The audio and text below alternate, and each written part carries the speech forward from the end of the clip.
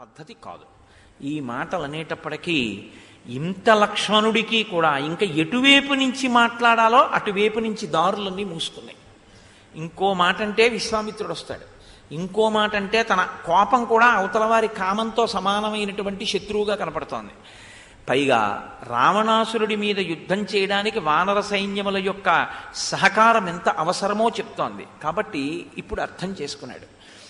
లక్ష్మణమూర్తి యొక్క గొప్పతనం ఎక్కడుందంటే, ఒక మాట విన్న తర్వాత, సమంజసమైనటువంటి మాట విన్న తర్వాత కోపాన్ని విడిచిపెట్టగలగాలి. కోప్పడ్డం తప్పు కాదు, ఏదో కోపం వచ్చింది, కానీ కాదండి అయా పరిస్థితి ఇది, మీరు కోప్పడ్డారు అంటే అలాగా సరే అయితే విడిచిపెట్టేయగలగాలి. అలా విడిచిపెట్టిన వాడు ధన్యుడు. కోపానికి కామానికి ఎక్కడో అక్కడ వశులవుతూ ఉంటారు, కానీ తప్పు తెలుసుకుని ఈశ్వరుడి ముందు పశ్చాత్తాపంతో కుమిలి రామా అని ఆయన పాదములు పట్టుకున్న వాడికి ఎంత పాపమైనా కాలిపోతుందని చెప్పడానికే సుగ్రీవోపాఖ్యానం వచ్చింది ఈ ఘట్టం. కాబట్టి చూడండి, తస్మిన్ ప్రతిగృహీతేతు వాక్యే హరిగణేశ్వర లక్ష్మణాత్ సుమహత్ త్రాసం వస్త్రం క్లిన్నమివాత్యజత్. ఒక తడిసిపోయినటువంటి బట్టని పురుషుడు ఎలా విడిచిపెట్టేస్తాడో, తడిసిపోయిన బట్టతో ఉండకూడదు కదండి, అందుకని తడిసిపోయిన బట్ట విడిచిపెట్టేస్తాడు. అలా లక్ష్మణమూర్తి కూడా తార యొక్క మాటలు వినగానే ఆ కోపాన్ని విడిచిపెట్టేశాడు. విడిచిపెట్టి ప్రసన్నుడుగా నిలబడ్డాడు. నిలబడ్డాక ఇప్పుడు సుగ్రీవుడికి అవకాశం వచ్చింది, ఇప్పుడు మాట్లాడడానికి ధైర్యం వచ్చింది. తతకంఠగతం మాల్యం చిత్రం బహుగుణం మహత్ చిచ్ఛేద విమదశ్చాసీత్ సుగ్రీవో వనరేశ్వర. ఒక్కసారి లేచి నిలబడి తన మెడలో వేసుకున్నటువంటి హారములన్నిటినీ కూడా తింపేసేసి అవతల పారేసేసి ముక్కలు చేసి లేచి నిలబడ్డాడు. నిలబడి ప్రణస్తాశ్రీశ్చ కీర్తిశ్చ కపిరాజ్యంచ శాశ్వతం రామప్రసాదాత్ సౌమిత్రే పునఃప్రాప్తం ఇదమ్మయా. నేను ఏ శ్రీని, ఏ ఐశ్వర్యాన్ని పోగొట్టుకున్నానో, ఏ కీర్తిని పోగొట్టుకున్నానో, ఏ రాజ్యాన్ని పోగొట్టుకున్నానో అవి నాకు రామప్రసాదంగా లభించాయి. కహ శక్త తస్య దేవస్య ఖ్యాతస్య స్వేనకర్మణ తాదృశం విక్రమం వీర ప్రతికర్తుం అరిందమ. రామచంద్రమూర్తి ఏ పనినైనా సాధించాలి అనుకుంటే ఆయన యొక్క పరాక్రమమే ఆయనకి చాలు తప్ప ఇంకా మిగిలిన వాళ్ళ యొక్క అవసరం ఆయనకి లేదు. ఆయనకి లేకపోయినా ప్రతికర్తుం అరిందమా, నేను కేవలంగా ఏమిటంటే ఆయన వెంట ఉండడమే కానీ నిజంగా నేను ఆయనకి ప్రత్యుపకారం చెయ్యగలిగిన వాడినా, నాకు రాజ్యం ఇచ్చాడని నిజంగా సీతమ్మని తీసుకురావడానికి రావణవధ రాక్షసవధ నేనా చేసేది? రాముడే చేస్తాడు. కానీ నేను ప్రత్యుపకారం చెయ్యగలిగిన వాడనన్న అతిశయం నా యందు లేదు. రాముడే సర్వం, ఆయనే చేస్తాడు. నా అదృష్టం ఏమిటంటే రాముడికి సుగ్రీవుడు సాయం చేశాడన్న కీర్తిని నాకు ఇవ్వడానికి నన్ను తీసుకెడతానంటున్నాడు. నా సాయం ఏదో అవసరమైనట్లు మాట్లాడుతున్నాడు, కానీ నిజానికి నా సాయం రామచంద్రమూర్తికి అవసరమా? అక్కర్లేదన్నాడు. ఎంత పెద్ద మాట అండి అది నిజంగా. సీతాం ప్రాప్స్యతి ధర్మాత్మ వధిష్యతి చ రావణం సహాయమాత్రేణ మయా రాఘవ స్వేన తేజస. రావణుణ్ణి వధించడం కానీ సీతమ్మని తిరిగి పొందడం కానీ ఆ రామచంద్రమూర్తి తన యొక్క తేజస్సు చేతనే చేస్తారు, తన పరాక్రమంతోనే చేస్తారు. నేను ఆయనకి చేసే ఉపకారం ఏమి ఉండదు యథార్థానికి. కేవలం ఆయన్ని అనుగమిస్తాను, ఆయనతో పాటు వెడతాను. వెళ్ళినందుకు నాకింత కీర్తిని ఆయన కట్టబెడతారు తప్ప నిజంగా రాముడికి నేను ఉపకారం చేయడం ఏమిటి, నేను చేసేది ఏం లేదు అని. ఇది కించిదతిక్రాంతం విశ్వాసాత్ ప్రణయేనవా ప్రేష్యస్య క్షమితవ్యం మే నకశ్చిన్నా అపరాధ్యతి. ఇది చాలా అందమైనటువంటి శ్లోకం. ఆయన అన్నాడు, ఇది కించిదతిక్రాంతం విశ్వాసాత్ ప్రణయేనవా ప్రేష్యస్య క్షమితవ్యం మే నకశ్చిన్నాపరాధ్యతి. నాయనా లక్ష్మణ, నేను కొంచెం ఆలస్యం చేసిన మాట పరమ యథార్థమే, కానీ రాముడు ఉపకారం చేశాడు, ఇప్పుడు మనం చేయకపోతే ఏమిట్లే పెద్ద ఈ మన్నేం చేయగలడు అన్న బుద్ధితో మాత్రం కాదు. 2 కారణముల వలన నేను చేశాను. ఒకటి విశ్వాసాత్, నేను కొంచెం ఆలస్యం చేసినా రాముడు నన్నేమి చేయడు, నా మిత్రుడు అనేటటువంటి నమ్మకం.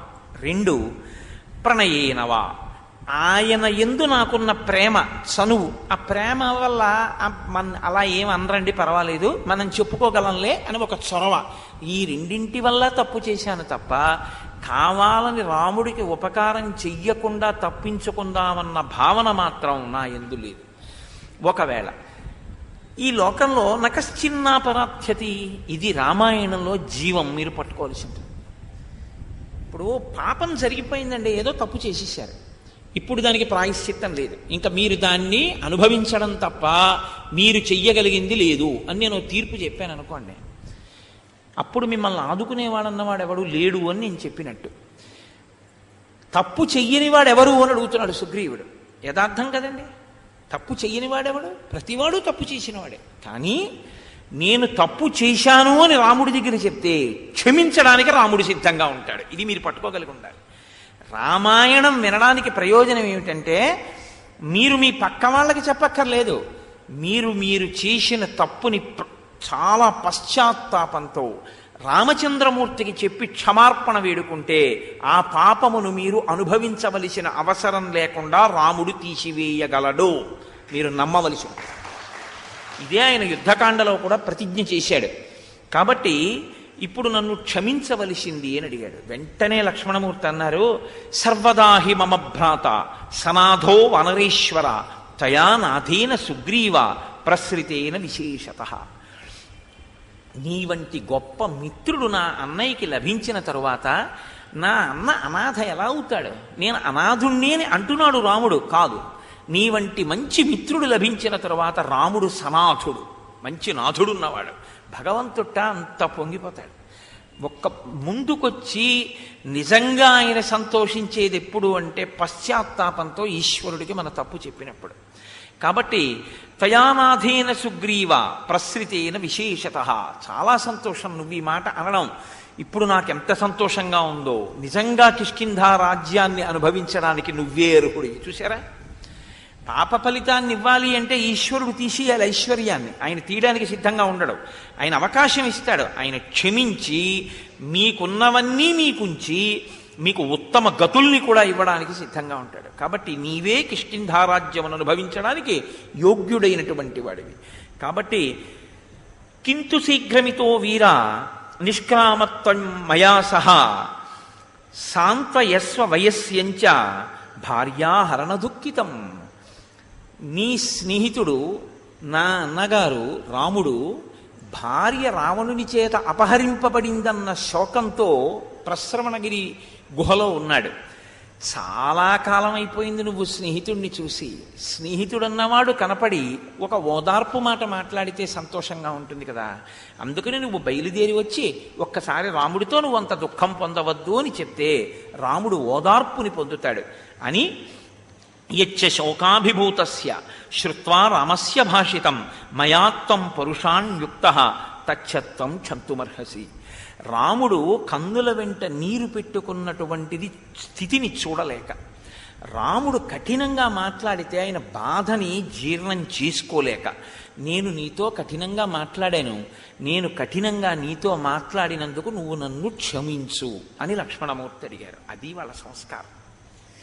అది నిజంగా మహోత్కృష్టమైన సంస్కారం అండి. కడుపులో ఆ తప్పు అన్న భావన కలగగానే పరిపూర్ణ హృదయంతో చెప్పగలగాలి, అయ్యా నన్ను మన్నించండి, పొరపాటైంది, నేను క్షమింపబడదనుగాక అనాలి.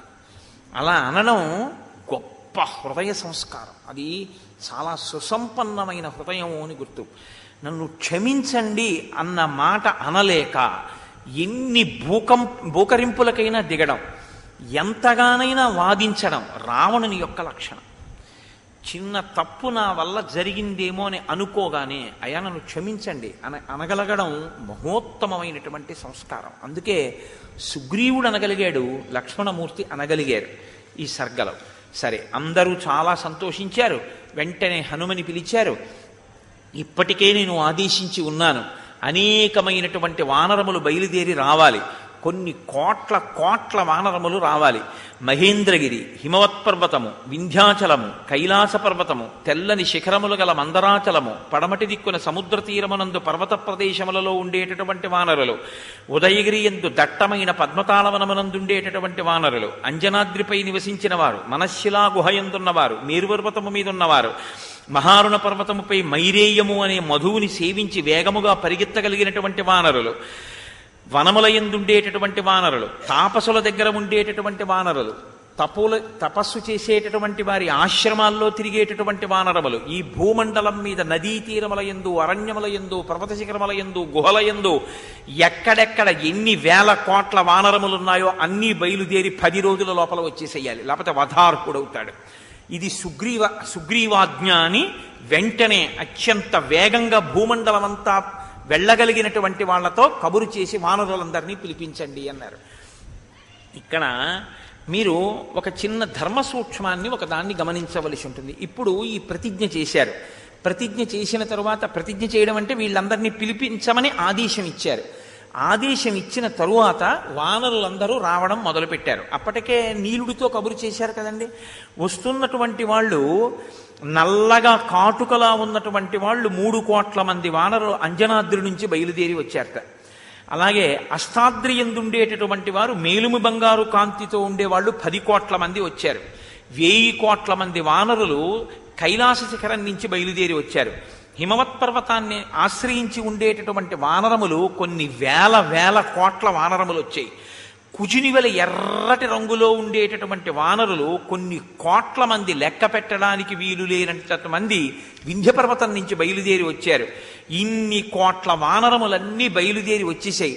మిగిలినటువంటి వానరములు కూడా 1-2 రోజుల్లో బయలుదేరి వస్తాయి. కాబట్టి ఇప్పుడు సుగ్రీవుడు రామచంద్రమూర్తి దగ్గరికి వెళ్ళాడు.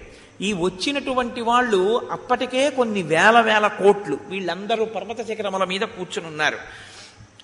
కూర్చుని ఉంటే సుగ్రీవుడు రాముడి దగ్గరికి వెళ్ళాడు. ప్రశ్రవణ పర్వత గుహలో ఎక్కడ కూర్చుంటాడండి ఆయన? ఒక రాతి బండ మీద కూర్చోవాలి. ఆ కూర్చుని ఉన్నటువంటి రాముడి దగ్గరికి వెళ్ళి పాదయోహపతితం మూర్ధ్నియ తముద్ధాస్య హరీశ్వరం ప్రేమ్నాచ బహుమానాచ్చ రాఘవ పరిషస్వజే పరిష్వజ్య చ ధర్మాత్మ నిషీదేతి తతో బ్రవీత్ తం నిషణ్ణం తతో దృష్ట్వా క్షితౌ రామో బ్రవీద్వచ ధర్మమర్థంచ కామంచ యస్తు కాలే నిషేవతే విభజ్య సతతం వీర స రాజా హరిసత్తమ హిత్వా ధర్మం తదార్థంచ కామం యస్తు నిషేవతే స వృక్షాగ్రే యథాసుప్తః పతిత ప్రతిబుధ్యతే అమిత్రాణం వధేయుక్తో మిత్రాణం సంగ్రహే రతః త్రివర్గ ఫలభోక్తాతు రాజా ధర్మేణ యుజ్యతే. ఆ రామచంద్రమూర్తిని చూడగానే ఆయన పాదములకు తన తల తగిలేటట్టుగా, కిరీటం తగిలేటట్టుగా పాదములకు తల తాటించి నమస్కరించారు. నమస్కరిస్తే రామచంద్రమూర్తి వంగి భుజాలు పట్టుకుని పైకెత్తి, నాయనా సుగ్రీవా ఎంత ప్రేమ కలిగిన వాడవోయ్ అని ఆలింగనం చేసుకున్నారు. ఒక్క మాట, ఏమైపోయావు ఇన్నాళ్ళు, లక్ష్మణుడి పంపిస్తే వచ్చావా అని అనలేదు. మీరు గుర్తించవలసి ఉంటుంది. కౌగిలించుకున్నారు. రాముని యొక్క ఆలింగన భాగ్యాన్ని పొందాడు సుగ్రీవుడు. మహానుభావులు హనుమ పొందారు, సుగ్రీవుడు పొందాడు. కౌగిలించుకొని కూర్చోమ్మని కూర్చోపెట్టి తాను కూడా కూర్చొని ఒక మాట చెప్తున్నారు. చతుర్విధ పురుషార్థముల యందు పొందబడవలసినది మోక్షం. పొందబడవలసినటువంటి మోక్షం కోసం మిగిలిన మూడిటిని చాలా జాగ్రత్తగా మనిషి పట్టుకోవలసి ఉంటుంది. ఎప్పుడు ఏది పట్టుకోవాలో దాన్ని పట్టుకోవాలి, ఎప్పుడు దాన్ని ఎంత విడిచిపెట్టాలో అంత విడిచిపెట్టాలి. అందుకే మనకి ఒక సామెత ఒకటి ఉంది, ఆయనకి పట్టు విడుపు తెలియవండి అంటారు. ఒకటే పట్టుకున్నాడు అనుకోండి, మిగిలినవి విడిచిపెట్టాడని. మిగిలినవన్నీ విడిచిపెట్టాడు అనుకోండి, ఒక్కటే పట్టుకున్నాడు కదా. పట్టు విడుపు కూడా తెలియాలి. ఏది ఎంత పట్టుకోవాలో అంత పట్టుకోవాలి, ఏది ఎంత విడిచిపెట్టాలో అంత విడిచిపెట్టాలి. అసలు మీకు నేను ఒక సంగ్రహమైన మాట చెప్పాలి అంటే, వేదం మనిషి యొక్క జీవితాన్ని ఎలా విభాగం చేసిందంటే అంతా ఈ పట్టు విడుపుతోటే పెట్టింది. ఎలా పెట్టింది అంటే, మొట్టమొదట తల్లిదండ్రులకి జన్మిస్తాడు. జన్మించినటువంటి వాడు తల్లిదండ్రుల యొక్క ప్రేమని చూరగొని సంతోషంగా వాళ్ళ దగ్గర పెరుగుతాడు. గర్భాష్టమమునందు ఉపనయనం చేస్తారు. ఉపనయనం చేసి గురువుగారితో పంపించేస్తారు. పంపించేస్తే గురుపత్ని పెట్టినటువంటి అన్నం తింటాడు. అహంకారము పోగొట్టడం కోసమని ఇళ్ల ముందుకు వెళ్ళి భిక్షాటనం చేసి తీసుకురమ్మంటారు గురువుగారు. ఇళ్ల ముందుకు వెళ్ళి భవతి భిక్షాందేహి అని అన్నం పట్టుకొస్తాడు. పట్టుకొచ్చిన అన్నం గురుపత్ని ఏది పెట్టిందో, గురువు, గురుపత్ని, గురుపుత్రుడు, ఈ ముగ్గురిది సమాన స్థాయి ఎప్పుడూ కూడా. కాబట్టి ఇప్పుడు గురుపత్ని పెట్టినటువంటి అన్నాన్ని తాను తింటాడు. తాను తిని బ్రహ్మచర్యంలో మిగిలిన జీవితం అంతా దిద్దుకోవడానికి కావలసినటువంటి సమగ్రమైన జ్ఞానాన్ని గురుముఖత వింటాడు. అందుకే ఆ కాలంలో భోగం ఏముండదు. ఇంకా జుత్తు దువ్వుకోడు, తాంబూలం వేసుకోడు, అన్నానికి రుచి అడగడు, శయనం నిద్రపోవడం అనేటటువంటిది తల్పం మీద ఎన్నడూ పడుకోడు. ఎప్పుడూ బ్రహ్మ విద్యను నేర్చుకుంటూ గురువుగారి దగ్గర అనేకమైన విద్యలను పొందుతాడు. గురుదక్షిణ ఇచ్చి సమావర్తనము అంటారు. అంటే గురువుగారి దగ్గర విద్య నేర్చుకుని తిరిగి వచ్చి గృహస్థాశ్రమంలోకి వెడతాడు. గృహస్థాశ్రమంలోకి వెళ్ళినప్పుడు స్నాతక వ్రతము అని ఒక వ్రతం చేస్తారు. అందులో అద్దం చూపిస్తారు. అప్పుడే కేశి సంస్కారం చేసుకోవాలి. అప్పుడు గృహస్థాశ్రమంలోకి వెళ్ళేటప్పుడు గురువుగారు వస్తారు. నువ్వు ఏదో వేలంబరానికి వెళ్ళటం లేదు. గృహస్థాశ్రమంలోకి ఎందుకు వెడుతున్నావో తెలుసా? శ్రియాదేయం, నీ దగ్గర ఉన్నదాన్ని నువ్వు పరమభక్తితో సమాజానికి దానం చేయాలి. ఇచ్చేటప్పుడు నేనిస్తున్నానని ఇవ్వకూడదు, పరమ సిగ్గుతో ఇవ్వాలి. ఇంతకన్నా ఇవ్వలేకపోయానే అని ఇవ్వాలి. ఇచ్చేటప్పుడు పరమ భక్తితో ఇవ్వాలి. ఎందుకో తెలుసా? అది ఎక్స్చేంజ్ బ్యాంక్ ఇవ్వడం అన్నది. మీరు బాగా గుర్తుపెట్టుకోండి. ఇవ్వడం అంత తేలిక కాదు. ఇవ్వడం అనేది మీరు చేశారు అంటే ఈశ్వరుడు అనుగ్రహించాడు అని గుర్తు. అందులో మీకు పాత్రత కలిగి మీకు విపరీతమైనటువంటి పుణ్యాన్ని ఇవ్వగలిగిన చెయ్యి మీ దగ్గర కింద పెట్టాడు. ఒక్కనాటికి ఆ చెయ్యి కింద పెట్టి పుచ్చుకోడు. చాలా గొప్ప అదృష్టం ఏమిటో తెలుసా అండి? అటువంటి వాడు తప్పకుండా చేసేది ఏమిటంటే అన్నం తింటాడు, నీళ్లు తాగుతాడు. అవి తప్పవుగా, ఎందుకంటే శారీరక అవసరాలు. ఆయన తప్పకుండా మీ దగ్గర పుచ్చుకోవలసింది ఏమిటంటే అన్నం తింటాడు. ఇదే కృతజ్ఞత చెప్తాడు. మీరు నాకు అన్నం పెట్టారని చెప్తాడు. అది ఎందుకు చెప్పాలో తెలుసా ఆ మాట? ఆయనకి పెట్టిన అన్నం ఏదుందో ఆ ఫలితం ఉత్తినే పోతుందని మీరు అనుకోకండి. మీరు బయట చేసిన ఫలితం ఎంతుందో దానికి 1,000,000 రెట్ల ఫలితం ఈశ్వరుడు దానికి వేస్తాడు. ఎందుకో తెలుసా? ఊరకరారు మహాత్ములు వారథముల ఇండ్ల కడకు వచ్చుటలెల్లం కారణము మంగళములకు, మీరొచ్చుట శుభము మాకు నిజము మహాత్మా అంటాడు దశమస్కంధంలో. గర్గుడు వస్తే వసుదేవుడు. మీరు ఒకరికి ఒకటి ఇచ్చారనుకోండి, పరమేశ్వరుడు ఆ రూపంలో వచ్చి పుచ్చుకుంటాడు. పుచ్చుకున్నవాడు గొప్పవాడు, పుచ్చుకున్నవాడు తక్కువ, ఇచ్చినవాడు తక్కువ అంటే పశ్చిమ దేశాల సంస్కృతి అంతా ఏంటంటే ఇచ్చినవాడు ఎక్కువ, పుచ్చుకున్నవాడు తక్కువ. అందుకే వాళ్ళు ఇవ్వడం అనేటటువంటి దానికోసం సంఘాలు పెట్టుకుంటారు. మేమందరం ఇచ్చేవాళ్ళమండి, మేమందరం డొనేషన్లు వేసుకుని కలెక్ట్ చేసాం, మేమందరం ఇదిగో బిందులు ఇస్తున్నాం ఓ ఫోటో, మేమందరం ఏదో వీళ్ళకి బట్టలు ఇచ్చాం ఓ ఫోటో, మేమందరం వీళ్ళకి ఏవో కంటి ఆపరేషన్లు చేయించాం ఓ ఫోటో. ఆర్షధర్మంలో, సనాతన ధర్మంలో గుప్తం. 3వ కంటికి తెలియదు. 3వ కంటి వాడికి కాదు సుమా, 3వ కంటి వాడికి తెలియకుండా ఏది ఉండదు. 3వ కంటికి అంటే ఈ 2 కళ్ళకి తప్ప 3వ కంటికి తెలియదు చేసిన దానం. భార్యకి, భార్య నీకన్నా వేరు కాదు, నువ్వే భార్య. అది గుర్తుపెట్టుకోవాలి. కాబట్టి భార్య అంటే తనే. కాబట్టి భార్యకు కూడా చెప్పకూడదా అండి? అనకూడదు. కాబట్టి ఇప్పుడు ఎంత గుప్తంగా ఇస్తాడో అది ఏమై కూర్చుంటుందంటే, ఈయన ఇలా ఇవ్వగానే ఈయన విడిచిపెట్టి అవతల వైపు చేతిలోకి నీటి ధారతో పడగానే ఇది కన్వర్ట్ అవుతుంది, అంటే మార్పు చెందుతుంది. దేని కింద మార్పు చెందుతుందంటే ద్రవ్యము పుణ్యము కింద మారుతుంది. మీరు ఇక్కడ మీకు ఏదో 1,00,000 రూపాయలున్నాయండి, అమెరికా వెళ్తున్నారు, బ్రీఫ్ కేసులో 1,00,000 రూపాయలు పట్టుకుని మీరు విమానం ఎక్కడ దిగి టీ మనం 100 రూపాయలు ఇస్తే అవతల పారేస్తాడు వాడు చెత్తబుట్టలోకి. ఇక్కడ 100 రూపాయలు అక్కడ పనికిరాదు. మీరు ముందు state bank of India foreign exchange కౌంటర్కి వెళ్ళి ఈ డబ్బులు ఇచ్చి డాలర్లు పుచ్చుకోవాలి. పుచ్చుకుని డాలర్లు బ్రీఫ్ కేసులో పెట్టుకుని అమెరికా ఎడితే టీయో కాఫీయో ఇస్తారు. ఆ డాలర్ ఇస్తే మార్చుకోవాలి. ఎక్స్చేంజ్ బ్యాంక్ ఏమిటంటే దానం. మీరు ఇవ్వాలి. ఇస్తే ఏమవుతుందంటే పుణ్యం వస్తుంది. ఈ పుణ్యం ఏం చేస్తుందంటే మిమ్మల్ని మీ వారిని రక్షిస్తుంది. ఏ పుణ్యం అడ్డు పెట్టి మీ వాళ్ళని కాపాడాలి ఈశ్వరుడు? వాడికి ఏదో వచ్చింది ప్రమాదం, ఏది చూసి ఆపాలి? ఇప్పుడు మీరు చేసిన పుణ్యం ఏదైనా ఉంటే. కాబట్టి ఒరే గృహస్థాశ్రమం అంటే ఏదో ఆవిడితో కలిసి హనీమూన్ వెళ్ళడానికి వెడుతున్నాను అనుకోకు. కామోపభోగం కోసం కాదు, కామము ధర్మబద్ధం చేయడానికి. రెండు, అన్నిటికన్నా ముందు నువ్వు దానం చెయ్యాలి. పెళ్లి చేసుకున్నాను అని భార్య తల్లి అన్న ప్రశ్న ఎప్పుడూ తేవద్దు. మాతృదేవోభవ, పితృదేవోభవ, ఆచార్య దేవోభవ. ఇది ఎలా ఉంటుందంటే, ఇంగ్లీష్ మీడియంలో చదువుకున్నాడు, ఉద్యోగం రావాలి కాబట్టి తెలుగుని ద్వేషించాలని ఎక్కడైనా ఉందండి? ఎందుకు? ఏమి ఎవ్వని చేయి జనించు జగమెవ్వని లోపల నుండి లీనమై పద్యం వచ్చి చక్కటి తెలుగులో మాట్లాడాడు అనుకోండి, ఆయనకి తెలుగు రాదు అని తెలిస్తే ఆయనకి చిన్నతనమా? మీరు చూడండి, అసలు తెలుగు పేరు చెప్పుకుని తెలుగు రంగంలో ఉన్నామని చెప్పుకుని బతికి కోట్లు గణించిన వాళ్ళు ఇవాళ ఓ ఇంటర్వ్యూకి వచ్చి నిలబడితే ఇంగ్లీష్లో మాట్లాడతారు. ఏమి తెలుగులో మాట్లాడితే నీకు వచ్చిన నష్టం ఏంటి? నా దగ్గరికి, అంటే నేను గొప్పకి చెప్పానని మీరు అనుకోవద్దు, అనేక దేశాల నుంచి నా దగ్గరికి వస్తుంటారు. మా గోపాలకృష్ణ గారికి తెలుసు ఎన్ని దేశాల నుంచి వస్తారో.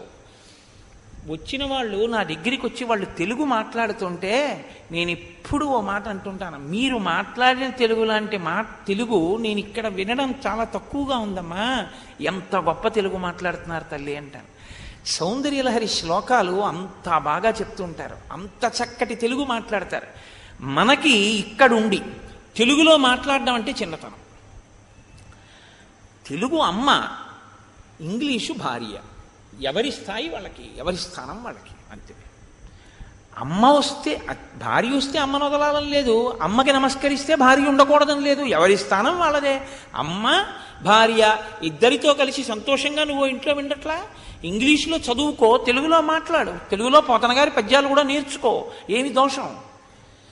ఇది ఈ సంస్కృతి తెలిసి ఉండాలి. తెలిసి ఉంటే ఇక్కడ మనం ఇవ్వడం అంటే కేవలం ఇవ్వడం కాదు, ఇచ్చి పుణ్యాన్ని సంపాదించుకుంటావు. ఇక్కడ సంపాదించిన ద్రవ్యం ఆ పైలోకాలలో వచ్చే జన్మలో ఒకడికి పెట్టాలి. ఈ జన్మలో నువ్వు ఇలా పెట్టవలసిన అవసరం లేకపోయింది, నువ్వే ఇలా పెడుతూ బతుకుతున్నావు, మరి వచ్చే జన్మలో, ఈ జన్మలో వచ్చిందండి ఓ విపరీతమైనటువంటి ఐశ్వర్యం వచ్చింది అంటే దాని అర్థం ఏమిటి? మీరు చేసుకున్న పుణ్యం వ్యయమైపోయిందా లేదా? అయిపోయింది కదా వ్యయం. కానీ మీ శరీరం మాత్రం మళ్ళీ జీవుడు ఇంకో శరీరం పుచ్చుకోవడం నమ్మకం ఉందా? పుచ్చుకుంటాడు. అప్పుడు భార్యాబిడ్డలు ఉంటారు. పోషించగలిగిన సత్తా, పెట్టగలిగిన సత్తా ఎక్కడి నుంచి వస్తుంది? ఇప్పుడు ఉన్న దాంట్లోంచి కొంత పెడితే మళ్ళీ పుణ్యం, ఆ పుణ్యం జీవుడికి ఐశ్వర్యం. యద్భ్రూభంగాః ప్రమాణం స్థిరచర రచనాతారతం ఏ మురారేహే వేదాంతాః తత్వచింతాం మురభిదురసి యత్పాద చిహ్నై తరంతి భోగోపోద్ఘాత కైళీచులికిత భగవత్వైశ్వరూప్యానుభావాః సానశ్రీః అస్పృణీతాం లహరిధి లంఘనీయై అపాంగై అంటారు పరాశర భట్టర్లు శ్రీగుణరత్నకోశం చేస్తూ. అమ్మా అమృత లహరిధి లంఘనీయై అపాంగై. ఎప్పుడైనా పునఃసృష్టి చేసేటప్పుడు పుర్రెత మీద లలాట లిఖితం చేసేటప్పుడు బ్రహ్మగారు ఐశ్వర్యము అని రాసి తను రాయర్ట. బ్రహ్మగారి తల్లి లక్ష్మీదేవి. ఒకసారి లక్ష్మీదేవి వంక చూసి, అమ్మ ఇప్పుడు వెడుతున్న ఈ పుర్రె కిందటి జన్మలో ఫలానా పేరున్న పుర్రె ఈ పేరుతో తిరిగింది భూలోకంలో, దీనికి ఇప్పుడు ఐశ్వర్యం ఎంత రాయమంటావు అని అడుగుతారట. ఈయన ఎంత చేశాడో తెలుసా అని అమ్మవారు అంటుందట. ఆ పేరు వినపడగానే అంటుందట, యద్భ్రూభంగాః ప్రమాణం. లక్ష్మీదేవి ఆ పేరు వినపడగానే ఎంత చేశాడ్రా మహానుభావుడు అని ఇలా కనుబొమ ఎత్తిందా, మళ్ళీ విశేషమైన ఐశ్వర్యంతో వస్తాడు. వాడా ఇచ్చింది దాచుకున్నాడు రా అని ఇలాగే అందనుకోండి, దరిద్రుడు అని రాస్తాడు ఈశ్వరుడు. ఒకడికి పట్టింది బంగారం, ఒకడికి పట్టింది మట్టి, ఇక్కడ వచ్చిందమ్మా తేడా అన్నారు పరాశర భట్టర్లు. స్థిరచర రచన తారతమ్యే మురారే, ఇక్కడ వచ్చింది తల్లి అన్నారు. కాబట్టి ఇవ్వడం అనేటటువంటిది అంత తేలిక అని మీరు అనుకోకండి. ఇవ్వడం మిమ్మల్ని ఉద్ధరిస్తుంది, అది ఉత్తినే ఏం పోదు, కాపాడి తీరుతుంది ఇవ్వడం అన్నది. అందుకే ఒక్క దానం చెయ్యడానికి మాత్రం సంఘాలు పెట్టుకోవడం అన్నది ఈ దేశంలో తెలియదు. దానం చెయ్యడం నీ ధర్మం. గృహస్థాశ్రమానికి దానికి సంఘం ఎందుకు? ఒకరికి అన్నం పెట్టాలి, నువ్వు చెయ్యాలి. ఒకరికి నీళ్ళు ఇవ్వాలి, నువ్వు చెయ్యాలి. ఇప్పుడు నేను మొన్నటి రోజున మీతో మనవి చేశాను, వైశాఖ మాసం రాగానే మనం చెయ్యవలసినటువంటి అతి గొప్ప పని ఏమిటంటే చలివేంద్రం పెట్టాలి ఆ రోజున. మొన్న నేను మీతో మనవి చేశాను, తప్పకుండా ఇవాళ రోజున కూజాలో నీళ్లు పోసి ఎవరికన్నా ఇవ్వాలండి మనుష్య జన్మలో ఉన్నందుకు అని. ఎందుకని? ఆయన ఆ కూజాలో నీళ్లు తాగుతూ ఉంటారు, ఇదే జీవుడి వెంట వచ్చేటటువంటి ఫలితం. కాబట్టి చలివేంద్రం పెట్టు. చలివేంద్రం పెట్టడానికి మీకు 1 కోటి రూపాయలు ఎందుకండి? చలివేంద్రం అక్కర్లేదండి. నేను మా కాకినాడ పట్టణంలో రోజు చూస్తూ ఉంటాను, అక్కడక్కడ కొన్ని ఇళ్ల ముందు మూగజీవుల కొరకు నీరు అని ఎక్కువగా పశువులు పక్షులు తిరిగేటటువంటి చోట ఓ చిన్న కుండీ పెట్టి నీళ్లు అందులో పోసి వదిలేస్తారు. వేసవికాలం కాదు, 365 రోజులు. అవి ఎవ్వరు ముట్టుకోరు. అవి ఏం చేస్తాయంటే పశువులు అటు ఇటు తిరిగి గడ్డి మేసి దాహం వేస్తుంది, వాటికి కొన్నాళ్ళకి తెలిసిపోతుంది అక్కడ నీళ్లు ఉంటాయని. అన్నీ కూడా జలాశయానికి వచ్చినట్టు వచ్చి కడుపు నిండా నీళ్లు తాగి ఎదురుగుండా ఉన్న ఓ చెట్టు నీడలో పడుకుంటుంటాయి. ఆయన ఏం చేస్తాడు? పొద్దున్నే 2 బకెట్ల నీళ్లు అందులో పోస్తాను పంతం చేసుకుంటాడు. కానీ ఒక ఆవు ఆ నీళ్లు తాగింది, దాహంతో ఉన్న ఒక పక్షి ఆ నీళ్లు తాగింది, ఈయన పని చేసుకుంటున్నాడు. ఎంత గొప్ప ఫలితం పట్టుకెళ్ళి జీవుడికి వేసేస్తుంటారో తెలుసా అండి? మీకు తెలియకుండా నడిచిపోతుంటుంది. కాబట్టి అన్నిటికీ డబ్బే ఉండాలని మీరు అనుకోకండి. ఈశ్వరుడి పల్లకి పెడుతోంది, మీరు ఎత్తి పట్టారు, గొప్ప పుణ్యం, చాలా చాలా గొప్ప పుణ్యం. వంశాన్ని పుత్రుల్ని రక్షించేది ఏమిటో తెలుసా అండి? గంధం తీయడం, కాయిక కైంకర్యం. మీరు భగవన్నామని చెప్తూ గంధం తీసిచ్చారనుకోండి ఈశ్వరుడికి, ఆ గంధం ఈశ్వరుడికి అలదితే పుత్రాభివృద్ధి. అందుకే శివాభిషేకంలో గంధంతో అభిషేకం అంత గొప్పది, గంధోదకంతో అభిషేకం చేయడం. కాబట్టి అన్నిటికీ ఐశ్వర్యం అంటే డబ్బని మీరు అనుకోకండి. మీ శరీరంలో ఉన్న బలం ఈశ్వర కైంకర్యానికి ఉపయోగించాలి, సమాజ ప్రయోజనానికి ఉపయోగించాలి. మీకు 4 మాటలు వచ్చు. ఎందుకు? మీకు 4 మాటలు వచ్చు కాబట్టి చెప్పండి, 10 మందికి పనికొచ్చే మాట చెప్పండి చాలు.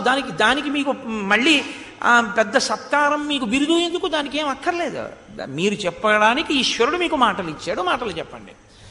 ఇది నువ్వు చెయ్యు సుమా, అందుకెడుతున్నావు గృహస్థాశ్రమంలోకి. తప్ప భార్యనిచ్చారు కదా అని చెప్పి నువ్వు కామమునకే వశుడవైపోయి ధర్మార్థములను విడిచిపెడితే పాడైపోతావు. ఇక్కడ పట్టుకోండి మీరు రహస్యాన్ని. కామమన్నది 2 రకాలుగా మనిషిని పాడు చేస్తుంటుంది. ఏమిటో తెలుసా అండి? కామము అంటే కోరిక. మీరు ఎప్పుడూ కామము అంటే స్త్రీకి పురుషుని యందు, పురుషునికి స్త్రీ యందు ఉన్న హేయమైనటువంటి కామం గురించే ఆలోచన చేయకండి. కామం అంటే కోరికే. ఇప్పుడు కోరికే ఒకటి ఉందనుకోండి, తీరిస్తే ఊరుకుంటుందా? వాసన అవుతుంది, దానికి అదో ఫలితం ఉంది. తీర్చకపోతే కోపం అవుతుంది. మీరు చూడండి, నాకు కోరిక పుట్టింది అనుకోండి, నేను తీర్చాను అనుకోండి, వాసన అవుతుంది. ఇంతకుముందు ఎప్పుడు నేను తినని మామిడి పండు ఒకటి ఉందనుకోండి, ఇది చాలా బాగుంటుందండి, గుంటూరులో చుట్టుపక్క పల్లెటూళ్ళల్లో కాస్తుంది, చాలా బాగుంటుంది ఈ పండు, మీరు తినండి అని నాకు ఇచ్చారనుకోండి. మీరు అంటే నాకు ఇమ్మని కాదండో, నేను ఒక ఉదాహరణ చెప్తున్నాను. అంటే ఇప్పుడు నేను ఆ మామిడి పండు తిన్నాను అనుకోండి, మనసు ఏం చేస్తుందో తెలుసా అండి? దాన్ని లోపల దాస్తుంది, అనుభవాన్ని దాచి మళ్ళీ 2-3 రోజులు పోయిన తర్వాత మళ్ళీ అడుగుతుంది. దాన్ని వాసన అంటారు. ఇది జన్మాంతరముల వరకు వెళ్ళిపోతుంది. ఒక్కొక్కసారి బాగా వాసన పట్టుకుంటే జన్మలు దాటిపోయిన జీవుడు దానికోసమే వెంపర్లాడుతూ ఉంటాడు. అందుకే కొంతమంది చూడండి దాటలేరు వ్యసనాన్ని, అంటే వాసన బలం అన్నమాట అది. ఇప్పుడు తీరిస్తే మళ్ళీ అడుగుతుంది. ఒకసారి తీరిస్తే ఇంకా మళ్ళీ అడగలేదనుకోండి, అసలు లోకంలో ఇంకా చాలా తేలిక కదండి. ఒకసారి మీరు తీర్చి అందులో దానికి బాగుంది అని అనిపించింది అనుకోండి, ఏదైనా మళ్ళీ తే అంటుంటుంది. మీరు తీర్చలేదనుకోండి, కోపం. ఎలా మరి? ఇది సుగ్రీవోపాఖ్యానంలో రహస్యం ఇక్కడ ఉంది. అందుకని అన్ని శ్లోకాల్లోనూ కూడా నువ్వు ధర్మమును విడిచిపెట్టావు, ధర్మార్థములను విడిచిపెట్టావు, కామం పట్టుకున్నావు, ధర్మార్థములను విడిచిపెట్టావు, కామం పట్టుకున్నావు. ఇతను కామానికి వశుడైపోయాడు, అలిసిపోయాడు, తృప్తి చెందలేదు. తార అలా అంటుంటుంది. ఏమిటి దీని రహస్యం అంటే, కోరిక తీర్చుకుంటూ ఉండడం, వాసనా బలాన్ని పెంచుకుంటూ ఉండడం. అది మళ్ళీ 2-3 రోజులు పోయిన తర్వాత మళ్ళీ మార్చి గుర్తుపెట్టుకుని అడుగుతూ ఉంటుంది. అది పట్రా, ఆ రోజు వచ్చేసావు, అది పట్రా, ఇచ్చేసావు, ఇది పట్రా. ఆయన ఎవడో బందరు ఎడుతున్నాడు, ఏమంటే బందర్లో మిఠాయి ఉంటుంది తెచ్చి పెడుదురు. ఆయన ఎవరో తిరుపతి వెళ్తున్నాడు, ఏమంటే వెంకటాచలం పెడుతున్నారు, నా నమస్కారం స్వామికి చెప్పండి అండవు. 5 రూపాయలు ఇచ్చి నాకు లడ్డు తెచ్చి పెడుదురు అంటాడు. అది విచిత్రం. లడ్డు తెచ్చాక పూర్వం అండి జీడిపప్పు ఎంత, నీ మోహన్ జీడిపప్పు కోసమా నీకు తిరుపతి ప్రసాదం? అది ఈశ్వరానుగ్రహం, దాంట్లో జీడిపప్పు నీకెందుకు? కాబట్టి ఏమైపోతుందంటే